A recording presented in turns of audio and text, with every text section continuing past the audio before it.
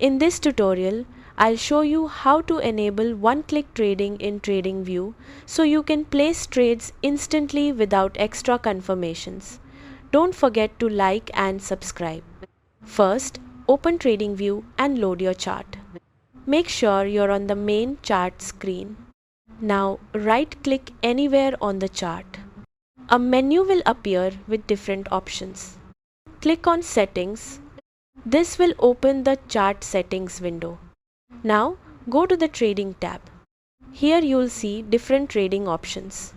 Find the option called One-Click Trading. Enable the checkbox next to it. This allows you to place trades instantly with one click. Next, look for Show Buy, Sell buttons. Turn this option on as well. This will display buy and sell buttons on your chart. Now click OK to apply the changes. Go to the top of your chart. You'll now see the buy and sell buttons.